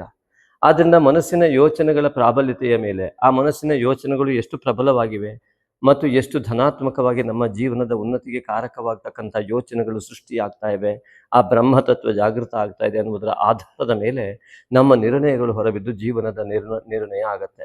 ಆದ್ದರಿಂದ ನಮ್ಮ ನಿರ್ಣಯಗಳೇ ನಮ್ಮ ಜೀವನ ನಿರ್ವಹಣಾ ಶಕ್ತಿಯನ್ನು ಹೊಂದಿರ್ತವೆ. ಅದಕ್ಕೆ ವಿವೇಕ, ಅದೇ ಬುಧ ಗ್ರಹ. ಹಾಗಾಗಿ ಬುಧ, ಗುರು, ರವಿ, ಈ ರವಿ ಆತ್ಮಕಾರಕನಾಗಿ ಪಂಚ ಪ್ರಾಣಶಕ್ತಿಗಳನ್ನ ಸಂಪೂರ್ಣ ಕ್ರಿಯಾಶೀಲವಾಗಿ ಮಾಡ್ತಕ್ಕಂತಹ ಒಂದು ಆತ್ಮಕಾರಕನಾಗಿ ಪಿತೃಕಾರಕನಾಗಿ ಇರುವಂಥದ್ದು. ಈ ಪಿತೃ ಆಶೀರ್ವಾದದ ಬಲ ಇಲ್ಲದೇ ಇದ್ರೆ, ಆ ಪಿತೃವರ್ಗದ ಆಶೀರ್ವಾದದ ಬಲ, ಕುಲದೇವತಾ ಆರಾಧನೆ ಫಲ ಇಲ್ಲದಿದ್ದರೆ, ದೈವ ಬಲವಿಲ್ಲದಂತಾಗಿ ನಮ್ಮ ಕೇವಲ ನಿರಂತರವಾಗಿ ಹಣದ ಹಿಂದೆ ಹೋಗ್ತಾ ಹೋಗ್ತಾ ಹೋಗ್ತಾ ಹೋಗ್ತಾ ಯಾವ ಯಶಸ್ಸು ಕೂಡ ಸಿಗೋದಿಲ್ಲ. ಮತ್ತೆ ದಿನನಿತ್ಯ ಅದೇ ಪರಿಶ್ರಮವನ್ನು ಮಾಡಿ ಮಾಡಿ ಸಾಲಬಾಧೆಯಲ್ಲಿ ಬೀಳತಕ್ಕಂಥದ್ದು. ಅದಕ್ಕಾಗಿ ಆ ಸೂಕ್ಷ್ಮ ಶರೀರದ ಪ್ರಾಬಲ್ಯತೆಯನ್ನು ಮಾಡಿಕೊಂಡಾಗ ನಮ್ಮ ಓಡುವ ಚಿಂತನೆಯ ಹಿಂದೆ ನಮ್ಮ ಆತ್ಮ ಸಹಕಾರ ಸಿಗೋದಕ್ಕೆ ಪ್ರಾರಂಭ ಆಗುತ್ತೆ. ಅರ್ಥಾತ್ ಮನೋಬುದ್ಧಿಹಂಕಾರ ಚಿತ್ತಗಳು ಸರಿಯಾದ ಕ್ರಮದಲ್ಲಿ ಕೆಲಸ ಮಾಡ್ತವೆ. ಅದಕ್ಕೋಸ್ಕರ ಅನುಷ್ಠಾನ ಅತಿ ಮುಖ್ಯವಾಗುತ್ತೆ. ಆದ್ದರಿಂದಾಗಿ ನಮ್ಮ ಬಾಹ್ಯ ಯಶಸ್ಸಿನ ಹಿಂದೆ ಇರ್ತಕ್ಕಂಥದ್ದೇ ನಮ್ಮ ಅನುಷ್ಠಾನ ಬಲ, ಆ ನಮ್ಮ ಸೂಕ್ಷ್ಮ ಶರೀರದ ಪ್ರಾಬಲ್ಯತೆ. ಸೂಕ್ಷ್ಮ ಶರೀರದ ಪ್ರಾಬಲ್ಯತೆಗಾಗಿ ನಾವು ಏನೆಲ್ಲ ಮಾಡಬೇಕು, ಅದಕ್ಕೆ ಪ್ರತಿಬಂಧಕಗಳೇನು, ಇದನ್ನು ನಾವು ಗಮನಿಸಬೇಕಾಗತ್ತೆ. ಸಾಮಾನ್ಯವಾಗಿ ಜಗತ್ತಿನಲ್ಲಿ ಅತ್ಯಂತ ವಿಶಿಷ್ಟವಾದ ಒಂದು ಜೀವನ ಶೈಲಿ ಮನುಷ್ಯನದು. ಈ ಮನುಷ್ಯನಿಗೆ ಮಾತ್ರ ಆಸೆ ಹೆಚ್ಚು, ಹಾಗೆಯೇ ಏನನ್ನೋ ಸಾಧನೆ ಮಾಡಬೇಕನ್ನೋ ಹುಚ್ಚು ಹೆಚ್ಚು. ಈ ರೀತಿಯಾಗಿ ಮನುಷ್ಯ ಸ್ವಾಭಾವಿಕ ಜೀವನದಿಂದ ಪ್ರಕೃತಿ ಸಹಜವಾದ ಜೀವನವನ್ನು ಮೀರಿ ಬದುಕುವ ಚಿಂತನೆಯನ್ನು ಮಾಡ್ತಾನೆ. ಆದ್ದರಿಂದ ಆ ಚಿಂತನೆ ತಪ್ಪಲ್ಲ. ಆ ಚಿಂತನೆಯನ್ನು ಯಶಸ್ಸುಗೊಳಿಸಲಿಕ್ಕೆ ಬರುವ ಪ್ರತಿಬಂಧಕತ್ವವನ್ನು ನಿವಾರಣೆ ಮಾಡಿಕೊಳ್ಳೋದು ತುಂಬ ಮುಖ್ಯ. ಆ ಒಂದು ನಿವಾರಣೆಗಾಗಿ ಇರ್ತಕ್ಕಂತಹ ಮಾರ್ಗಗಳೇನು ಇತ್ಯಾದಿಗಳನ್ನು ಸರಿಯಾಗಿ ಸೂಕ್ಷ್ಮವಾಗಿ ಗಮನಿಸ್ತಾ ಹೋಗಿ. ಮೀನರಾಶಿಯ ಅಧಿಪತಿಯಾದಂತಹ ಗುರುವು ಜ್ಞಾನಕಾರಕನಾಗಿ ಪಂಚಮದಲ್ಲಿ ಜ್ಞಾನಸ್ಥಾನದಲ್ಲಿ ಉಚ್ಚ ಸ್ಥಾನದಲ್ಲಿ ವಿರಾಜಮಾನನಾಗಿರುವ ಆಷಾಢ ಮಾಸ ಈ ಒಂದು ಮೀನರಾಶಿಯವರ ಮಹಾಯೋಗಕ್ಕೆ ಮುಖ್ಯ ಕಾರಣ. ಅದೇ ರೀತಿಯಾಗಿ ಈ ಒಂದು ಪಂಚಮದಲ್ಲಿಯ ಗುರುವು ಮತ್ತು ಈ ಶನೇಶ್ವರ ಏಕಾದಶದ ಅಧಿಪತಿಯಾದ ಶನೇಶ್ವರ ರಾಶಿಯಲ್ಲಿ ವಿರಾಜಮಾನನಾಗಿರ್ತಕ್ಕಂಥದ್ದು. ದೀರ್ಘಕಾಲಿಕ ಚಾರರು ಅಂದರೆ ಅತಿ ಹೆಚ್ಚಿನ ವರ್ಷಗಳ ಕಾಲ ಇಲ್ಲಿ ಗುರುವು 1 ವರ್ಷ ಒಂದು ಮನೆಯಲ್ಲೂ, ಸಾಮಾನ್ಯವಾಗಿ 2.5 ವರ್ಷ ಒಂದು ಮನೆಯಲ್ಲಿ ಇರ್ತಕ್ಕಂಥ ದೀರ್ಘಚಾರ ಒಂದಿರ್ತಕ್ಕಂಥ ಎರಡು ಗ್ರಹಗಳು, ಕೇತು ರಾಹುವನ್ನು ಬಿಟ್ಟು ಇರ್ತಕ್ಕಂತಹ 2 ಗ್ರಹಗಳು. ಅವೆರಡು ಅತಿ ಮುಖ್ಯವಾದ ಧನಾತ್ಮಕವಾದ ಅತ್ಯುತ್ತಮವಾದ ಫಲ ಕೊಡ್ತಕ್ಕಂತಹ ಗ್ರಹ ಸ್ಥಿತಿಗಳಾಗಿದ್ದು, ಈ ಮೀನರಾಶಿಯವರಿಗೆ ಏಕಾದಶದ ಅಧಿಪತಿಯಾದ ಶನೈಶ್ಚರ ಮತ್ತು ಈ ರಾಶ್ಯಾಧಿಪತಿ ಮತ್ತು ದಶಮಾಧಿಪತಿಯಾದಂತಹ ಗುರು ಪಂಚಮದಲ್ಲಿ ವಿರಾಜಮಾನನಾಗಿ, ಆ ಗುರುವಿನ ಒಂದು ಅದ್ಭುತವಾದ ನೇರ ದೃಷ್ಟಿ, 9ನೇ ಮನೆಯ ದೃಷ್ಟಿ, ಭಾಗ್ಯದ ದೃಷ್ಟಿ ಕೂಡ ಆ ಮೀನರಾಶಿಗೆ ಬೀಳ್ತಾ ಇರುವಂಥದ್ದು. ಹಾಗಾಗಿ ಈ ಒಂದು ಅದ್ಭುತವಾದಂತಹ ಯೋಗ ಯಾಕೆ ಸೃಷ್ಟಿಯಾಗಿದೆ ಅಂದರೆ ಇದೊಂದು ಭೌಗೋಳಿಕ ವಿಸ್ಮಯ. ಅನೇಕ ಜನ್ಮಗಳ ಸಾಫಲ್ಯತೆಗೆ ಇದು ಅತ್ಯುತ್ತಮವಾದಂಥ, ಕೇವಲ ಈ ಜನ್ಮದ ಸಾಫಲ್ಯತೆ ಅಲ್ಲ ಅಂತ ಮತ್ತೊಮ್ಮೆ ಹೇಳ್ತಾ ಇದ್ದೇನೆ. ಆದ್ದರಿಂದ ಈ ಗುರುವಿನ ಒಂದು ಉಚ್ಚ ಸ್ಥಾನದಲ್ಲಿದ್ದು, ಗುರುವು ಕರ್ಕಾಟಕ ರಾಶಿ ಚಂದ್ರನ ಅಧಿಪತ್ಯದಲ್ಲಿ ವಿರಾಜಮಾನನಾಗಿದ್ದು ಆಗುವ ಪೂರ್ಣಿಮೆ ಗುರುಪೂರ್ಣಿಮೆ ಶುಭಾಶಯಗಳು. ಗುರುವೇ ಅಧಿಪತಿಯಾಗಿರ್ತಕ್ಕಂತಹ ನಿಮ್ಮ ರಾಶಿ ಅತ್ಯದ್ಭುತವಾದ ಯೋಗವನ್ನು, ಒಂದು ಗುರುಪೂರ್ಣಿಮೆ ಎಂದು ಅತಿ ಉತ್ತಮವಾದ ಫಲವನ್ನು ನೀಡಲಿಕ್ಕಿದೆ. ವಿಶೇಷವಾಗಿ ಗುರುಪೂರ್ಣಿಮೆ ಈ ಒಂದು ಆಷಾಢ ಮಾಸದಲ್ಲಿದ್ದು, ಉತ್ತರಾಷಾಢ ನಕ್ಷತ್ರದಲ್ಲಿ ಪೂರ್ಣಿಮೆ ಆಗ್ತಾ ಇದ್ದು ಆಷಾಢ ಮಾಸವಾಗಿದ್ದರಿಂದ ಸಂಪೂರ್ಣ ಆಷಾಢ ಮಾಸ ನಿಮಗೆ ಮಹಾಯೋಗವನ್ನು ಪರಿಕಲ್ಪಿಸಿಕೊಟ್ಟಿದೆ. ಈ ಒಂದು ಗುರುವಿನ ಒಂದು ಉಚ್ಚವಾದಂತಹ ಸ್ಥಿತಿಗತಿಗಳು 12 ವರ್ಷಕ್ಕೊಮ್ಮೆ ಬರುವಂಥದ್ದಾಗಿದ್ದರಿಂದ, ಮೀನರಾಶಿಯವರ ಅಧಿಪತಿ 12 ವರ್ಷಕ್ಕೊಮ್ಮೆ ಬರುವಂತಹ ಒಂದು ಉತ್ತಮವಾದ ಸ್ಥಾನದಲ್ಲಿ ಇರುವಂಥದ್ದು, ಅದು ಜ್ಞಾನ ಕ್ಷೇತ್ರದಲ್ಲಿ ಇರುವಂಥದ್ದು. ಪೂರ್ವ ಜನ್ಮದ ಅತ್ಯುತ್ತಮವಾದ ಜ್ಞಾನವನ್ನು ನೀವು ಗಳಿಸುವಂಥ ಯೋಗವನ್ನು ಇದು ಸುಲಭವಾಗಿ ಕೊಡ್ತಾ ಇದೆ. ಇನ್ನೊಂದು ವಿಚಾರ ಅಂದರೆ, ಯಾವಾಗ ರವಿಯು 17ನೇ ತಾರೀಕಿಗೆ ಈ ಕರ್ಕಾಟಕ ಸಂಕ್ರಾಂತಿ ವೃತ್ತವನ್ನು ಪ್ರವೇಶ ಮಾಡ್ತಾ ಇದ್ದಾನೋ, ಅಲ್ಲಿಂದ ದಕ್ಷಿಣಾಯನ, ಭೂಮಿಯು ಉತ್ತರ ದಿಕ್ಕಿಗೆ ವಾಲಿದಾಗ ಸೂರ್ಯನ ದಕ್ಷಿಣಾಭಿಮುಖವಾದ ಚಲನೆಯಂತೆ ಭಾಸವಾಗ್ತದೆ. ಆದ್ದರಿಂದಾಗಿ ದಕ್ಷಿಣಾಯನ ಪ್ರಾರಂಭವಾಗಿ ಭೂಮಿಗೆ ಉತ್ತರಾಯನ ಪ್ರಾರಂಭವಾದ ಹಾಗೆ. ಆದರೆ ಭೂಮಿಯಲ್ಲಿರುವವರು ರವಿಯನ್ನು ಆಧರಿಸಿ ದಕ್ಷಿಣಾಯನವನ್ನು ಆಚರಣೆ ಮಾಡ್ತೇವೆ. ಹಾಗಾಗಿ ವಿಶೇಷವಾದ ಶುಭ ಕರ್ಮಗಳು ಈ ಒಂದು ದಕ್ಷಿಣಾಯನದಲ್ಲಿ ಇಲ್ಲ. ರವಿಯ ಮಾರ್ಗ ದಕ್ಷಿಣಾಭಿಮುಖವಾಗಿ ಹೋಗುವುದರಿಂದ. ಆದರೆ ಭೂಮಿಯು ಉತ್ತರ ದಿಕ್ಕಿಗೆ ಹೋಗುವುದರಿಂದ ಉತ್ತರಾಧಿಪತ್ಯವನ್ನು ಹೊಂದಿದಂತಹ ಗುರು ಸಮಸ್ತ ಜ್ಞಾನಕಾರಕದಂತಹ ಗುರು ಉತ್ತರದ ದಿಕ್ಕಿನಲ್ಲಿ ಸ್ಥಾಪನೆ ಆಗ್ತಾನೆ ನವಗ್ರಹ ಮಂಡಲದಲ್ಲಿ ಪೂಜಾಕ್ರಮದಲ್ಲಿ. ಆದ್ದರಿಂದ ಆ ಸಂಸ್ಕಾರಕಾರಕನಾದ ಗುರು, ಜ್ಞಾನಕಾರಕನಾದ ಗುರುವಿನ ಔನ್ನತ್ಯ ಜಾಸ್ತಿ ಆಗ್ತಾ ಹೋಗುತ್ತೆ, ಗುರುತತ್ವ ಜಾಗೃತಿ ಆಗ್ತಾ ಹೋಗುತ್ತೆ. ಹಾಗಾಗಿ ಗುರು ಪೂರ್ಣಿಮೆ ಆಚರಣೆ ಆಗತ್ತೆ. ಆ ಒಂದು ವ್ಯಾಸ ಮಹರ್ಷಿ ಅನೇಕ ವೇದಗಳನ್ನು ಅಧ್ಯಯನ ಮಾಡಿ 4 ವಿಭಾಗವನ್ನು ಮಾಡಿ ನಂತರದಲ್ಲಿ 18 ಪುರಾಣಗಳನ್ನು ಬರೆದು ಮಹಾಭಾರತವನ್ನು ಬರೆದು ನಮಗೆಲ್ಲ ಉಪಕರಿಸಿದ್ದಾನೆ. ಅಂತಹ ಮಹಾ ಋಷಿಯ ನೆನಪಿಗಾಗಿ ವ್ಯಾಸ ಪೂರ್ಣಿಮೆ ಎಂದು ಈ ಒಂದು ವ್ಯಾಸ ಪೂರ್ಣಿಮೆಯನ್ನು ಆಷಾಢ ಮಾಸದಲ್ಲಿ ಆಚರಣೆ ಮಾಡ್ತೇವೆ. ಪರಿಪೂರ್ಣ ಜ್ಞಾನವನ್ನು ಹೊಂದಿದಂತಹ ಆ ಋಷಿಯು ಕೂಡ ಸತ್ಯ ಪರಮೋ ಧರ್ಮ ಧರ್ಮೋ ರಕ್ಷತಿ ರಕ್ಷಿತ ಎನ್ನುವ ಧರ್ಮಲಕ್ಷಣ ಹೇಳಿದಂತಹ ಮಹಾಮುನಿ ಕೂಡ ತಾನು ಸರ್ವಜ್ಞ ಅಂತ ಹೇಳಿಕೊಳ್ಳಲಿಲ್ಲ. ಆದ್ದರಿಂದಾಗಿ ಈ ಒಂದು ಜ್ಞಾನದ ಪರಿಪೂರ್ಣತೆ ಇದ್ದವರು ತಾನು ಜ್ಞಾನಿ ಅಂತ ಹೇಳಿಕೊಳ್ಳುವುದೇ ಇಲ್ಲ. ಆದ್ದರಿಂದ ಅಂತಹ ಮಹಾಜ್ಞಾನವನ್ನು ಹೊಂದುವಂಥ ಯೋಗ ಗುರುಪೂರ್ಣಿಮೆ. ಆದ್ದರಿಂದ ಆ ಮಹಾಜ್ಞಾನ ತನಗೆ ಸರ್ವವೂ ಗೊತ್ತಿಲ್ಲ ಎನ್ನುವ ಜ್ಞಾನವೇ ಅತಿ ದೊಡ್ಡ ಜ್ಞಾನವಾಗಿರ್ತದೆ. ಆದ್ದರಿಂದಾಗಿ ಅದು ಅಹಂಕಾರ ನಿರ್ಮೂಲನೆಯ ಒಂದು ಸಂಕೇತ ಮತ್ತು ಜಗತ್ತಿನ ವಿಸ್ಮಯವನ್ನು ಅರ್ಥ ಮಾಡಿಕೊಂಡವರಿಗೆ ಮಾತ್ರ ಅದು ಸಾಧ್ಯವಾಗುವಂಥ ವಿಷಯ ಕೂಡ ಹೌದು. ಹಾಗೆಯೇ ಇಲ್ಲಿ ಗುರು ಪಂಚಮದಲ್ಲಿದ್ದು ರವಿಯಿಂದ ಅಸ್ತಂಗತನಾಗ್ತಾನೆ 19/7/26, 9/8/26 ಬುಧ ಕೂಡ ಇಲ್ಲಿ ಈ ಗುರುವಿನ ಒಂದು ಸಾಂಗತ್ಯವನ್ನು ಸೇರುವುದರ ಮೂಲಕವಾಗಿ ಇಲ್ಲಿ ಸಪ್ತಮಾಧಿಪತಿ ಬುಧನ ಸಾಂಗತ್ಯ ಸೇರುವಂಥದ್ದು ಅತ್ಯುತ್ತಮವಾದ ಯೋಗ. ರವಿ ಆತ್ಮಕಾರಕನಾಗಿ, ಚಂದ್ರ ಮನಃಕಾರಕನಾಗಿ, ಗುರು ಜ್ಞಾನಕಾರಕನಾಗಿ, ಬುಧ ಬುದ್ಧಿಕಾರಕನಾಗಿ ಒಳಗಡೆ ಸ್ಥೂಲ ಶರೀರದಿಂದ ಒಳಗಡೆ ಇರುವಂತಹ ಸೂಕ್ಷ್ಮ ಶರೀರದ ಅತ್ಯಂತ ಪ್ರಾಬಲ್ಯತೆ ಉಳ್ಳಂತಹ ಒಂದು ಮಾಸ ಆಷಾಢ ಮಾಸ ಮೀನರಾಶಿಯವರಿಗೆ. ಇಂತಹ ಒಂದು ಮಹಾಪ್ರಾಬಲ್ಯತೆಗೆ ಎಂತಹ ಒಂದು ಶಕ್ತಿ ಇರುತ್ತೆ ಅಂತಂದರೆ, ಜೀವನದ ಅನೇಕ ಜನ್ಮದ ಸಾಫಲ್ಯತೆಗೆ ಬೇಕಾದ ಜೀವನ ಯಾನಕ್ಕೆ ಬೇಕಾದಂತಹ ಸಮರ್ಥವಾದಂತಹ ಮನೋಬಲ, ದೈವಬಲ ಎರಡೂ ಕೂಡಿಕೊಂಡಂತಹ ಮಹಾಯೋಗ, ಗಜಕೇಸರಿ ಯೋಗ ಇತ್ಯಾದಿಗಳು ಎಲ್ಲವೂ, ನಿಪುಣ ಯೋಗ ಇತ್ಯಾದಿಗಳೆಲ್ಲವೂ ಸೇರಿಕೊಂಡಂತಹ ಮಹಾಯೋಗ ಈ ಆಷಾಢ ಮಾಸದಲ್ಲಿ ಮೀನರಾಶಿಯವರಿಗೆ ಪರಿಕಲ್ಪಿತವಾಗಿದೆ. ಹಾಗಾಗಿ ಈ ಒಂದು ಮಹಾಯೋಗ ಇದ್ದರೂ ನಮಗೆ ಯಾಕೆ ಭಾಸವಾಗ್ತಿಲ್ಲ, ಯಾವ ಪ್ರತಿಬಂಧಕದಿಂದ ಅಂತ ನೋಡಿದಾಗ, ಈಗಾಗಲೇ ಹೇಳಿದಂತೆ ಕೇತುವಿನ ಛಾಯೆ ಈ ಒಂದು ರಾಶಿಯ ಮೇಲಿರುವುದರಿಂದ ಅತ್ಯಂತ ಈ ಕೇತುವಿನ ಛಾಯೆ ಬಂದು ಈ ಒಂದು ಮೀನರಾಶಿಯವರಿಗೂ ಕೇತುವಿನ ಛಾಯೆಯ ಪ್ರಭಾವವೇ ಅತಿ ಹೆಚ್ಚಿದೆ. ಕಾಳಸರ್ಪ ಯೋಗದಂತೆ ಭಾಸವಾಗ್ತಕ್ಕಂತಹ ಈ ಒಂದು ವ್ಯವಸ್ಥೆ, ಈಗಿನ ಗ್ರಹಸ್ಥಿತಿ ಶುಕ್ರನಿಂದ ಕಾಳಸರ್ಪ ಯೋಗ ತಪ್ತಾ ಇದೆ ಕೂಡ. ಅದರಿಂದಾಗಿ ಕೇತುವಿನಿಂದಾಗಿ ಉಂಟಾಗುವ ಕೇತು ಪ್ರಭಾವಿತವಾದ ಎಲ್ಲ ಗ್ರಹಗಳ ದೋಷ ನಿವಾರಣೆಗೆ ನಾಗಶಕ್ತಿ ವಿನಾಯಕನ ಆರಾಧನೆ ಅತಿ ಮುಖ್ಯವಾಗಿರ್ತಕ್ಕಂಥದ್ದು. ಅಲ್ಲಿ ಮುಖ್ಯವಾಗಿ ಕೇತುವು ಈ ಗುರುವನ್ನು ಮತ್ತು ಈ ಕರ್ಕಾಟಕ ರಾಶಿಯನ್ನು ಬಾಧಿಸ್ತಾ ಇರೋದ್ರಿಂದ, ಪಂಚಮ ಸ್ಥಾನವನ್ನು ಬಾಧಿಸ್ತಾ ಇರುವುದರಿಂದ ಜ್ಞಾನಕ್ಕೆ ಒಂದು ಪರದೆ, ಸೂರ್ಯನಿಗೆ ಮೋಡ ಮುಚ್ಚಿದಂತೆ ಆ ಸೂರ್ಯನ ಭಾಸವಾಗದಂತೆ ಕಾಣುವಂಥದ್ದೇ ಕೇತುವಿನ ದೋಷ. ಹಾಗಾಗಿ ಆ ಕೇತು ದೋಷ ಮನಸ್ಸಿನ ಮೇಲೆ ನೇರವಾಗಿ ಪರಿಣಾಮ ಬೀರುವುದರಿಂದಾಗಿ ನಮ್ಮ ಮನಸ್ಸು ಅದನ್ನು ಗ್ರಹಿಸುವಲ್ಲಿ, ನಮ್ಮ ಮಹಾಯೋಗಗಳನ್ನು ಗ್ರಹಿಸುವಲ್ಲಿ ವೈಫಲ್ಯತೆಯನ್ನು ಹೊಂದುತ್ತದೆ. ಹಾಗಾಗಿ ನಮಗೆ ಎಷ್ಟು ಮಹಾಯೋಗ ಇದ್ರೂ ಕೂಡ ಅದನ್ನು ಅನುಭವಿಸ್ಬೇಕು ತಾನೆ. ಅದನ್ನು ಅನುಭವಿಸುವುದಕ್ಕಾಗಿಯೇ ವಿಘ್ನದ ರೂಪದಲ್ಲಿ ಇರ್ತಕ್ಕಂತಹ ಆ ಕೇತುವಿನ ಛಾಯೆ ನಮಗೆ ತುಂಬ ತೊಂದರೆಯನ್ನು ಕೊಡುವಂಥದ್ದು. ಕೇತುವಿನ ಛಾಯೆ ಮತ್ತು ರಾಹುವಿನ ಛಾಯೆಗಳು, ಉದಾಹರಣೆಗೆ ಅಷ್ಟಮ, ನವಮ ಭಾಗ್ಯಕ್ಕೆ ರಾಹುವಿನ ಛಾಯೆ, ದಶಮಕ್ಕೆ ಆ ಒಂದು ರಾಹುವಿನ ಛಾಯೆ, ಏಕಾದಶಕ್ಕೆ ರಾಹುವಿನ ಛಾಯೆ ಇರುವುದರಿಂದಾಗಿ ಸ್ವಾಭಾವಿಕವಾಗಿಯೇ ಆ ಒಂದು ಯಾವ ಭಾವ ಇದೆ ಉದ್ಯೋಗಾದಿ ಸ್ಥಾನಗಳು, ಅಲ್ಲೂ ಕೂಡ ರಾಹುವಿನ ಛಾಯೆಯು ಮತ್ತು ನೇರವಾಗಿ ರಾಷ್ಟ್ರಾಧಿಪತಿಗೆ ಕೇತುವಿನ ಒಂದು ಮಾಯ ಆವರಿಸುವುದರಿಂದಲೇ ಇಲ್ಲಿ ಇಂತಹ ಮಹಾಯೋಗ, ಎಷ್ಟೋ ಜನ್ಮದಲ್ಲಿ ಸಿಕ್ಕಂಥ ಈ ಯೋಗ ಕೂಡ ಸಂಪೂರ್ಣ ಅನುಭವಿಸುವುದಕ್ಕೆ ಅಸಾಧ್ಯವಾಗಿ ಹೋಗುತ್ತೆ. ಅದಕ್ಕಾಗಿ ಈ ಒಂದು ಆಂತರಿಕವಾದಂತಹ ಯಾವ ಸೂಕ್ಷ್ಮ ಶರೀರ ಇದೆ ಅದಕ್ಕೆ ಪ್ರಾಬಲ್ಯತೆಯನ್ನು ಹೆಚ್ಚು ಮಾಡಿಕೊಳ್ಳುವುದಕ್ಕೆ ವಿಘ್ನ ಬರ್ತಾ ಇರುವಂಥದ್ದೇ ಕೇತುವಿನ ಛಾಯೆಯಿಂದ. ಆದ್ದರಿಂದ ನಮ್ಮ ಸನಾತನ ಧರ್ಮ ಗಣಪತಿಯ ಪೂಜೆಯನ್ನು ಮಾಡಿಯೇ ಎಲ್ಲ ದೇವರ ಪೂಜೆಯನ್ನು ಮಾಡಲಿಕ್ಕೆ ಹೇಳಿರುವಂಥದ್ದು. ಯಾಕೆಂದರೆ ವಿಘ್ನ ಬರುವುದು ನಮ್ಮ ಮನಸ್ಸಿಗೆ. ಪೂಜೆಯನ್ನು ನಾವು ಮಾಡ್ತಾ ಇರುವಾಗ, ಕುಳಿತುಕೊಂಡು ಭಕ್ತಿಪೂರ್ವಕವಾಗಿ ಮಾಡ್ತಾ ಇರುವಾಗ ಕೂಡ ಮನಸ್ಸು ಎಲ್ಲೂ ಹೊರಟು ಹೋಗುತ್ತೆ. ಅದು ಮನಸ್ಸಿನ ಸ್ವಾಭಾವಿಕ ಪ್ರಕ್ರಿಯೆ. ಅದೇ ಕೇತು ಮಾಯೆ, ಕೇತುವಿನ ಛಾಯೆ ಅಥವಾ ರಾಹುವಿನ ಛಾಯೆ ಆಗಿರುತ್ತೆ. ಆದ್ದರಿಂದ ಇಂತಹ ಒಂದು ಮಾಯೆಯ ಬಲೆಯಲ್ಲಿ ಸಿಕ್ಕಂತಹ ಮನಸ್ಸು ಸ್ವಾಭಾವಿಕವಾಗಿಯೇ ತನ್ನ ವಿಘ್ನವನ್ನು ತಾನಾಗಿಯೇ ಉಂಟು ಮಾಡಿಕೊಳ್ತಾ ಹೋಗುತ್ತೆ.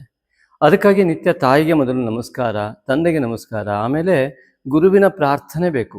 ಆ ಗುರುವಿನ ಪ್ರಾರ್ಥನೆ ಮಾಡಿದ ನಂತರವೇ ಆ ಒಂದು ವಿಘ್ನ ನಿವಾರಣೆಗೆ ನಮಗೆ ಯೋಗ ಬರ್ತಕ್ಕಂಥದ್ದು. ಆದರೆ ಗುರುವೇ ವಿಘ್ನತ್ವದಲ್ಲಿ ಉಳ್ಕೊಂಡಾಗ, ಗುರುತತ್ವವೇ ನಮ್ಮಲ್ಲಿ ವಿಘ್ನಕ್ಕೆ ಉಳ್ಕೊಂಡಾಗ ಏನಾಗತ್ತೆ ಸಮಸ್ಯೆ?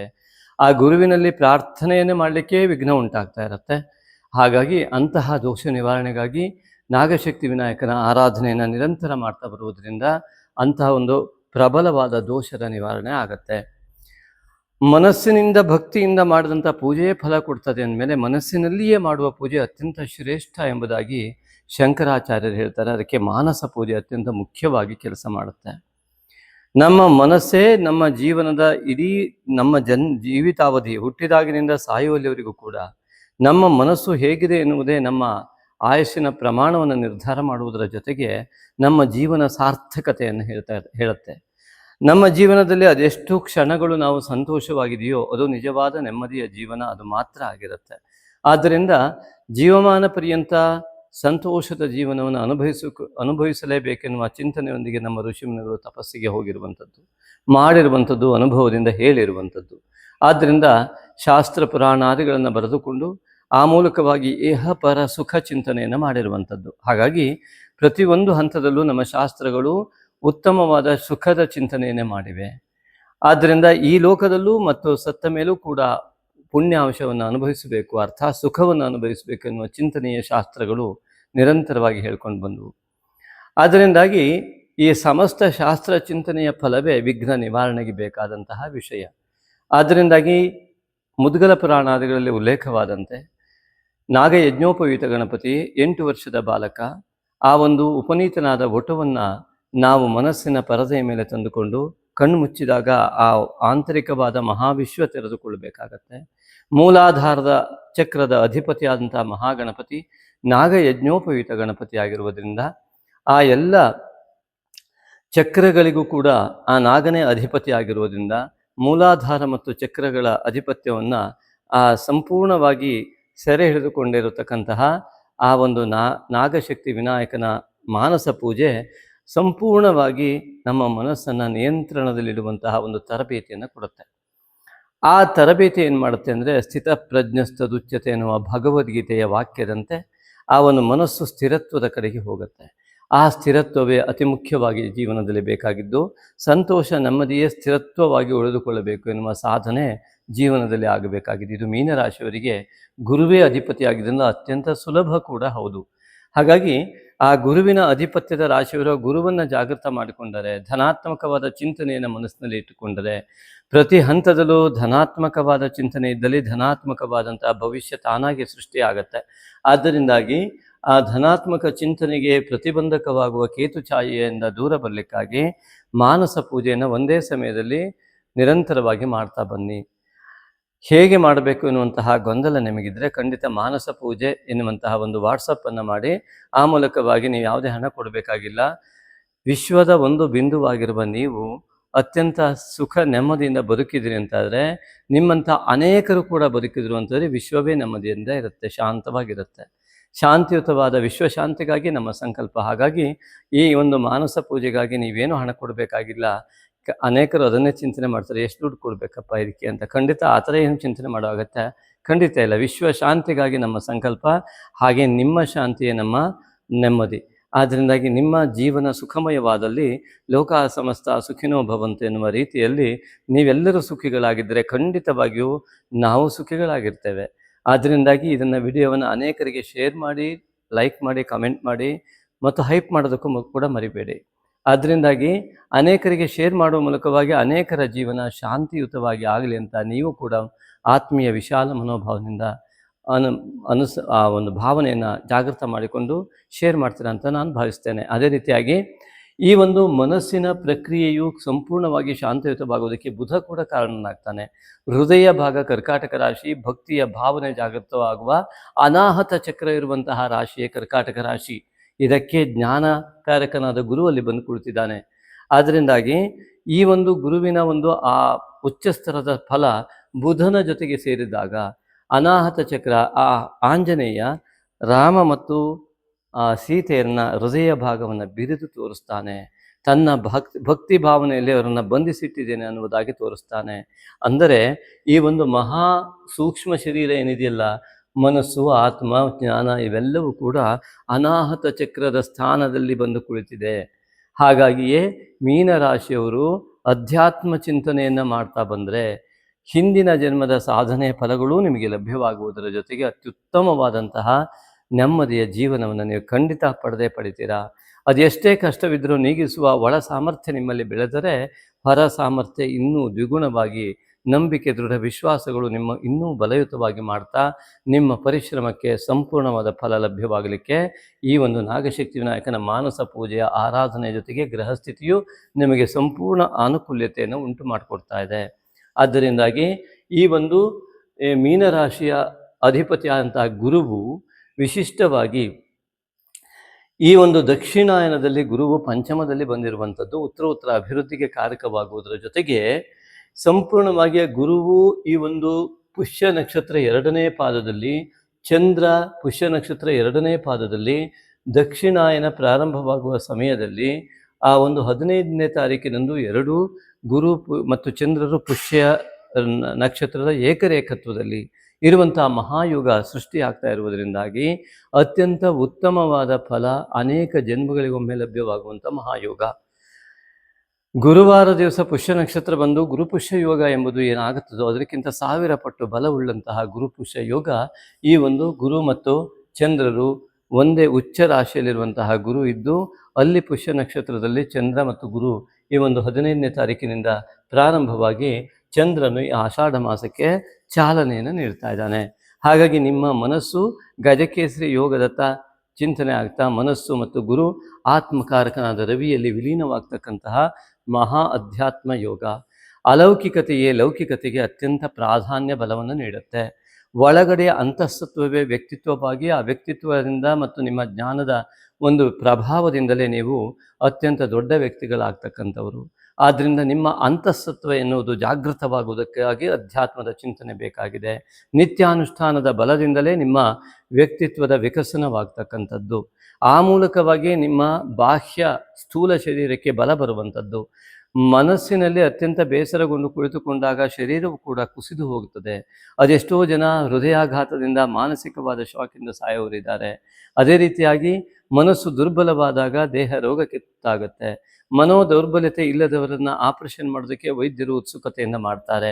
ಮನೋ ದೌರ್ಬಲ್ಯತೆ ಇದ್ದವರಿಗೆ ಆಪರೇಷನ್ ಸಕ್ಸಸ್ ಆಗುತ್ತೋ ಇಲ್ಲವೋ ಅನ್ನುವಂತಹ ಆ ಒಂದು ಮಾತನ್ನು ವೈದ್ಯರು ಕೂಡ ಅವರ ಕೂಡ ಮನೋಬಲ ಉಡುಗಿ ಹೋಗುತ್ತೆ. ಹಾಗಾಗಿ ಅಂತಹ ಒಂದು ಮನೋಬಲವನ್ನು ಜಾಸ್ತಿ ಮಾಡಿಕೊಳ್ಳುವಂತಹ ಆ ಒಂದು ಕ್ರಿಯೆಯೇ ಅಧ್ಯಾತ್ಮ ಕ್ರಿಯೆ. ಆದ್ದರಿಂದಾಗಿ ಮನಸ್ಸು ಮತ್ತು ಬುದ್ಧಿಯನ್ನು ಕಣ್ಮುಚ್ಚಿ ಆಂತರಿಕ ಕಡೆಗೆ ನೋಡುವಂತೆ ಮಾಡಿ ಪಂಚೇಂದ್ರಿಯಗಳಿಂದ ನೋಡ್ತಾ ಇರ್ತಕ್ಕಂತಹ ಮನೋಬುದ್ಧಿಗಳನ್ನು ನೇರವಾಗಿ ಆತ್ಮಚಿಂತನೆಯತ್ತ ನೀವು 1 ಗಂಟೆ ಆದರೂ ಕೊಟ್ಟರೆ ಖಂಡಿತವಾಗಿಯೂ ನಿಮ್ಮ ಅನೇಕ ಜನ್ಮದ ಯಾವ ಯೋಚನೆ ಇತ್ತು, ನಿರ್ಣಯಗಳಿದ್ದು ಅದು ಈ ಜನ್ಮದಲ್ಲಿ ಬಂದರೂ ಕೂಡ ಆಗಲಿಲ್ಲ ಅನ್ನೋದು ಆಗಬಾರ್ದು. ಹಾಗಾಗಿ ಈ ಜನ್ಮದಲ್ಲಿ ಆದರೂ ಹಿಂದಿನ ಅನೇಕ ಜನ್ಮದ ಗುರಿಯನ್ನು ತಲುಪುವ ಆ ಒಂದು ಸಾಧನೆಯನ್ನು ಮಾಡುವ ಯೋಗ ನಿಮ್ಮದಾಗಲಿ. ಅದರಿಂದಾಗಿ ಅಂತಹ ಸಾಫಲ್ಯತೆ ಸಿಗುವುದಕ್ಕೆ ಈ ಒಂದು ಗ್ರಹಸ್ಥಿತಿ ಅತ್ಯಂತ ಕಾರಣವಾಗಿದೆ. ಗುರುವು ರವಿಯಲ್ಲಿ ಅಸ್ತನಾಗುವುದರಿಂದ ನಮ್ಮ ಜ್ಞಾನ ಕೂಡ ಆ ಒಂದು ಆತ್ಮನಲ್ಲಿ ಲೀನವಾಗುತ್ತೆ. ಹಾಗಾಗಿ ಅಲ್ಲಿ ಗುರು ಪೂರ್ಣಿಮೆ ಅತ್ಯಂತ ಅರ್ಥವನ್ನು ಗ್ರಹಿಸುತ್ತೆ. ಹಾಗಾಗಿ ಆ ಪರಮಾತ್ಮ ಶಕ್ತಿಯಲ್ಲಿ ಸರ್ವರೂ ವಿಲೀನವಾಗ್ತಾರೆ. ಅದೇ ಪರಿಪೂರ್ಣ ಜ್ಞಾನ. ಆದ್ದರಿಂದಾಗಿ ಇನ್ನು ದ್ವಿತೀಯದ ಅಧಿಪತಿ ಕುಜ ಚತುರ್ಥದಲ್ಲಿರುವಂಥದ್ದು ಹಣಕಾಸಿನ ನೆರವು ಇತ್ಯಾದಿಗಳು, ಮನೆ ಕಟ್ಟುವ ವಿಚಾರ, ಬಂಗಾರಾದಿಗಳಲ್ಲಿ ಅತ್ಯಂತ ಉತ್ತಮವಾದ ಯೋಗಗಳು ಈಗ ಕಂಡು ಬರತಕ್ಕಂತಹ ಒಂದು ಆಷಾಢ ಮಾಸ ಇದಾಗಿದೆ. ಹಾಗೆ ಕುಟುಂಬದವರ ಸಹಕಾರ, ಸಹೋದರರ ಸಹಕಾರ ಅತ್ಯುತ್ತಮವಾಗಿ ಸಿಗ್ತಕ್ಕಂಥದ್ದು. ಆದರೂ ಕೂಡ ಸಪ್ತಮದಲ್ಲಿ ಶುಕ್ರ ಇರುವುದರಿಂದ ಗಂಡ ಹೆಂಡತಿಯ ಮಧ್ಯೆ, ನಿಮ್ಮ ಅಣ್ಣ ತಮ್ಮ ತಂಗಿ ಇತ್ಯಾದಿಗಳ ಮಧ್ಯೆ ಎಳೆದುಕೊಂಡು ಬಂದು ನಿಮ್ಮ ಜೀವನವನ್ನು ಹಾಳು ಮಾಡಿಕೊಡ್ಬೇಡಿ. ಶುಕ್ರ ನೀಚ ಇದ್ದಾನೆ. ಆದ್ದರಿಂದಾಗಿ ಅವರ ವಿಷಯಗಳನ್ನು ಬಿಟ್ಟು ನಿಮ್ಮ ಜೀವನವನ್ನು ಮಾಡ್ತಾ ಬನ್ನಿ. ಮತ್ತು ಸಂಗಾತಿಗಳಲ್ಲಿ ವಿರಸ ಇತ್ಯಾದಿಗಳು ಉಂಟಾಗ್ಬೋದು ಅಥವಾ ಅತಿಯಾದ ಖರ್ಚಾಗುವಂಥ ಯೋಗ ಶುಕ್ರನಿಂದ ಇರುವುದರಿಂದ ಇದರ ಬಗ್ಗೆ ಹೆಚ್ಚಿನ ಲಕ್ಷ್ಯ ವಹಿಸಿ. ಶುಕ್ರ ನೀಚನಾಗಿ ಆ ಒಂದು ಅವಸ್ಥೆಯಲ್ಲಿ ಸಪ್ತಮದಲ್ಲಿರುವುದರಿಂದಾಗಿ ಹೆಂಡತಿಗಾಗಿ, ಸಂಗಾತಿಗಾಗಿ ಅಥವಾ ಪ್ರೇಮಿಗಳಿಗಾಗಿ ಖರ್ಚು ಮಾಡುವಂಥದ್ದನ್ನು ಮಾಡಬೇಡಿ.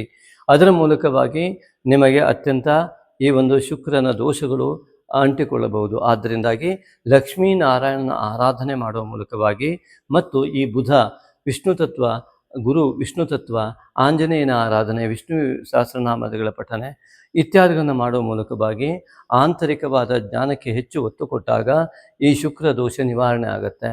ಆದ್ದರಿಂದಾಗಿ ಆಷಾಢ ಶುಕ್ರವಾರ ಆ ಲಕ್ಷ್ಮಿಯ ಆರಾಧನೆಯನ್ನು ಮಾಡುವ ಮೂಲಕ ಶುಕ್ರನ ನೀಚತ್ವದ ದೋಷ ನಿವಾರಣೆ ಮಾಡ್ಕೋದಕ್ಕೋಸ್ಕರನೇ ಈ ಆಷಾಢ ಮಾಸದ ಶುಕ್ರವಾರ ಅತಿ ಶ್ರೇಷ್ಠ ಅಂತ ಹೇಳಿರುವಂಥದ್ದು.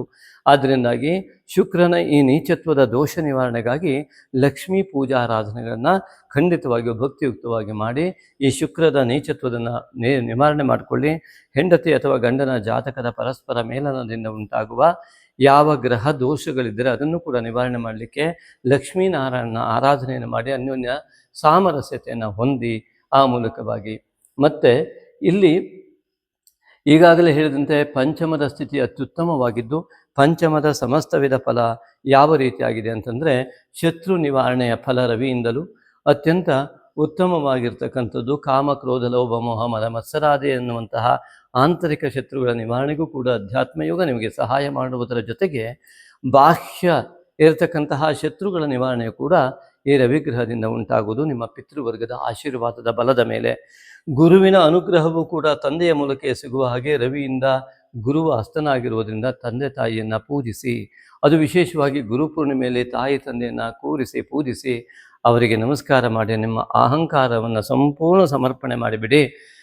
ಜನ್ಮ ಕೊಟ್ಟ ತಾಯಿ ತಂದೆಗಳ ಋಣ ತೀರಿಸಲಾಗದೇ ಇರುವುದರಿಂದಾಗಿ ಅದು ಏನೇ ದಾನ ಕೊಟ್ಟರು ಅಲ್ಲಿ ಪರಿಹಾರ ಋಣ ಇತ್ಯಾದಿಗಳು ಆಗೋದಿಲ್ಲ. ಯಾಕೆಂದರೆ ಯಾವುದೇ ದಾನ ಮಾಡೋದಿದ್ರೂ ಕೂಡ ತಾಯಿ ತಂದೆ ಕೊಟ್ಟ ದೇಹದಿಂದಲೇ ಕೊಡಬೇಕಾಗ್ತದೆ. ಆದ್ದರಿಂದ ಋಣ ತೀರಿಸಲು ಸಾಧ್ಯವಿಲ್ಲದೆ ಇರುವುದರಿಂದಾಗಿ ಅವರ ಮೇಲೆ ಭಕ್ತಿ ಭಾವದಿಂದ ವಸ್ತ್ರಾದಿಗಳನ್ನು ಒಂದು ಭಕ್ತಿಯ ಮಾಧ್ಯಮವಾಗಿ ನೀಡಿ ಅವರನ್ನು ಸಂತುಷ್ಟಿಗೊಳಿಸಿ ವಸ್ತ್ರಾದಿಗಳ ಆ ಒಂದು ಕೊಡುಗೆಯಿಂದ ಅವರನ್ನು ಪೂಜಿಸುವ ಮೂಲಕ ಆಗ ಈ ಗುರುತತ್ವ ಜಾಗೃತವಾಗಿ ರವಿತತ್ವ ಜಾಗೃತವಾಗಿ ಸಮಸ್ತ ವಿಧವಾದ ಶುಭ ಫಲಗಳು ನಿಮ್ಮ ಜೀವನದಲ್ಲಿ ಉಂಟಾಗುತ್ತೆ.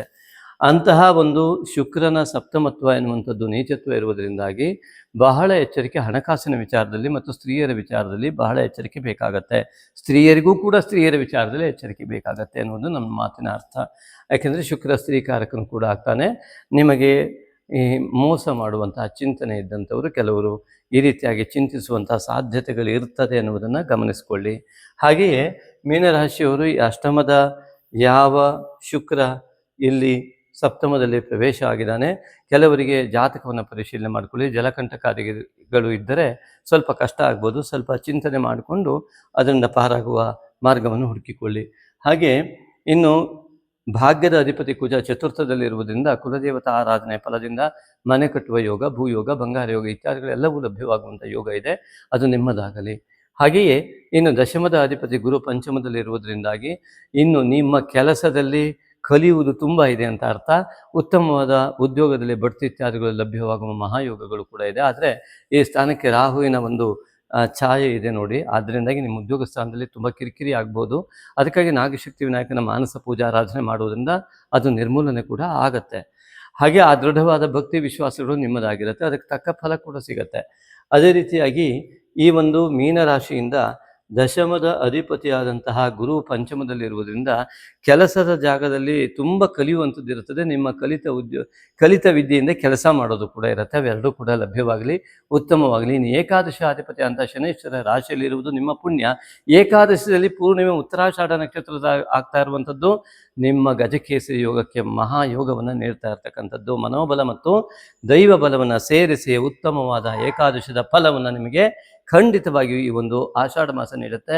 ಹಾಗೆ ರಾಹು ವ್ಯಯದಲ್ಲಿರುವುದರಿಂದಾಗಿ ರಾಹುವಿನ ದೋಷಗಳು ಅಷ್ಟೊಂದು ಪ್ರಭಾವಿತವಾಗಿಲ್ಲದೆ ಇರುವುದರಿಂದಾಗಿ ಹೆಚ್ಚು ಕೇತುವಿನ ದೋಷವೇ ನಿಮಗೆ ಪ್ರಭಾವ ಬೀರ್ತಾ ಇರುವುದರಿಂದಾಗಿ ನಾಗಶಕ್ತಿ ವಿನಾಯಕನ ಮಾನಸ ಪೂಜೆ ಅತ್ಯಂತ ಶ್ರದ್ಧಾಭಕ್ತಿಯಿಂದ ಮಾಡುವ ಮೂಲಕ ಅವೆಲ್ಲ ಫಲಗಳು ನಿಮಗೆ ಲಭ್ಯವಾಗಲಿ ಅಂತ ನಾವು ಆಶಿಸ್ತೇವೆ, ಅವನಲ್ಲಿ ಪ್ರಾರ್ಥಿಸ್ತೇವೆ.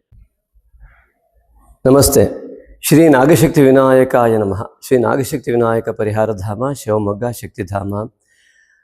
ಇಲ್ಲಿ ವಿಶೇಷವಾಗಿ ನಿಮಗೊಂದು ಆಸಕ್ತರಿಗೊಂದು ಮಾಹಿತಿ. ಪ್ರತಿ ಹುಣ್ಣಿಮೆಯೆಂದು ಮಾಡುವ ನಾಗಶಕ್ತಿ ವಿನಾಯಕ ಮೂಲಮಂತ್ರ ಹವನಕ್ಕೆ ಮತ್ತು ಅಮಾವಾಸ್ಯೆಯನ್ನು ಮಾಡುವ ಶ್ರೀ ನಾಗಶಕ್ತಿ ವಿನಾಯಕ ಮೂಲಮಂತ್ರ ಹವನಕ್ಕೆ ತಮಗೆಲ್ಲರಿಗೂ ಕೂಡ ಆತ್ಮೀಯವಾದಂತಹ ಸ್ವಾಗತದೊಂದಿಗೆ ಅವಕಾಶವನ್ನು ಕೊಡ್ತಾ ಇದ್ದೇವೆ.